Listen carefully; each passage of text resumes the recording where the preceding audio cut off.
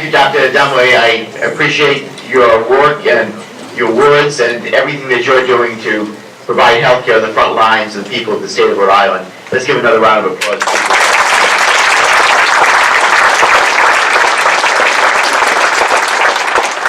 Well, I join with all of my colleagues in thanking you all for being here.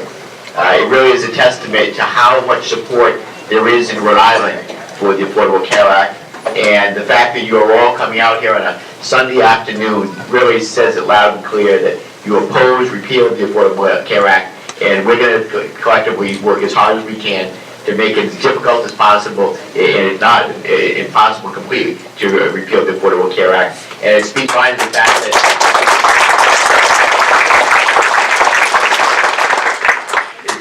to the fact that we need a bigger vote, obviously, because this room is too small to accommodate the crowd that's outside who wanted to be here, and they're joining with us in this effort.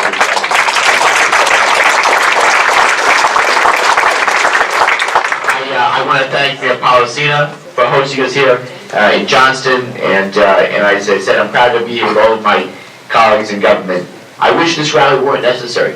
I think we all wish that it weren't necessary. It was an incredible low point last week, this past week, when, as has been widely reported now, the House and Senate Republicans jammed through legislation right now that is going to begin the process of repealing the Affordable Care Act. It's one of the lowest points of my 17 years, going on 17 years in Congress.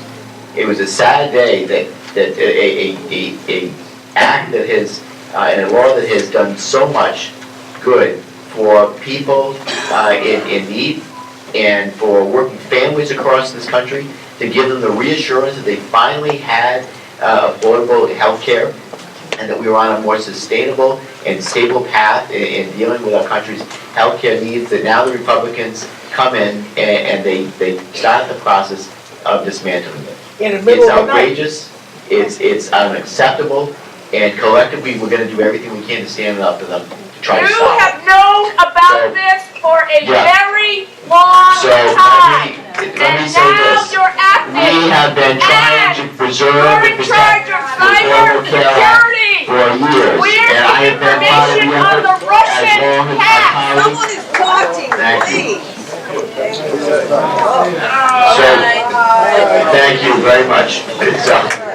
Let me say that we all know that this act took years. It was years in the making to get to this point. And so many people stood on the shoulders of giants, going back to the time of FDR, the time that we saw the Affordable Care Act finally enacted. And my friends, we know that Republicans have had 7 years, that they've made no secret of their intentions to gut this very law that's provided health care coverage to millions.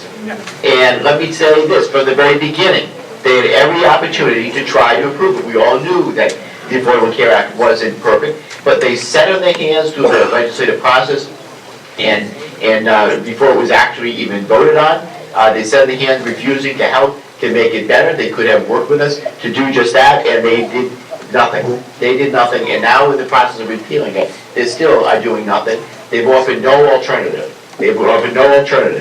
This law, as many know, has made premiums more affordable for middle-class families, helped close the prescription drug donut hole for seniors, and it's expanded health care access to low-income adults, children, and people with disabilities, just to talk about some of the highlights. The ACA has impacted the lives of countless people, including a constituent of mine, Julie Hutton, a constituent from Warwick, and her 17-year-old son, Evan, was born with spina bifida and hydrocephalus and a number of other serious health conditions.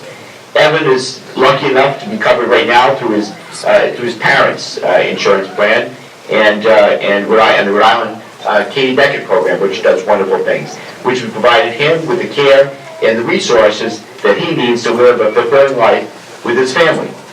Of course, all of this right now for Evan and so many others could change with the repeal of the ACA. It breaks my heart, and I know it does yours as well.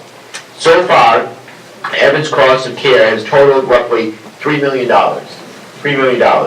And as he eventually ages off his parents' health care plan, he's going to need coverage of his own. My friends, this could happen to any family in America.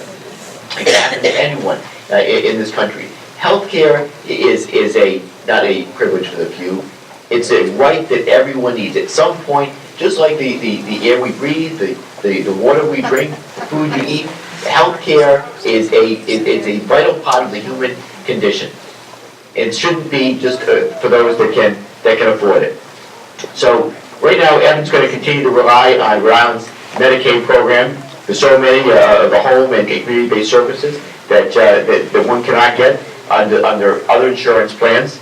And if Republicans follow through on their promises to repeal the ACA, to privatize Medicare, and block grant Medicaid, let me ask them this: what will people like Evan and Julie do, and so many millions of other people across this country? Because we all know that health savings accounts and high-risk pools won't provide Evan the coverage that he requires, and we need to work together to come up with real solutions to these problems. Republicans could have been working with us every step of the way to improve health care in this country, and they did nothing. I've long said that the ACA isn't perfect. We all know it's not perfect. And I've been willing to work in a bipartisan manner over these 7 years and many more than that to improve it. And there's so much I believe that we can do to strengthen Medicare, of course, and Medicaid, and the Social Security program. However, I refuse to give in to the cynical attempts of some to undermine the very programs that provide health coverage and services and supports to the thousands of Rhode Islanders and millions of Americans across this country who both need it and deserve it. My friends,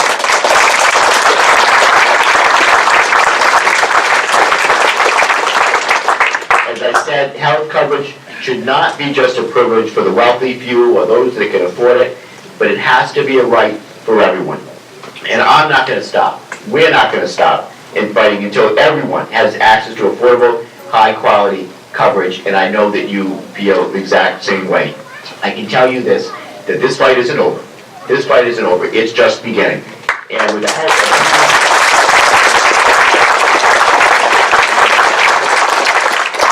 I know that with the help of everyone here, the people outside, and by the way, in the rallies that are happening in congressional districts all across the country on this day right now, where we collectively are speaking loud and clear so that Republicans can unmistakably hear that what we have to say, that we're, in the long run, we're going to win this fight together.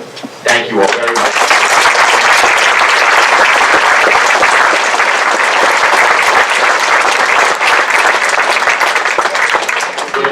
It is now my pleasure to turn it over to someone who's all too familiar with what it means to provide high-quality care in our communities, someone who's been a true partner throughout the entire rollout of the ACA here in Rhode Island, and someone who's been fighting for health care for those who need it for many years. Ladies and gentlemen, would you please give a warm welcome to the President and CEO of the Rhode Island Health Center Association, Jane Henry.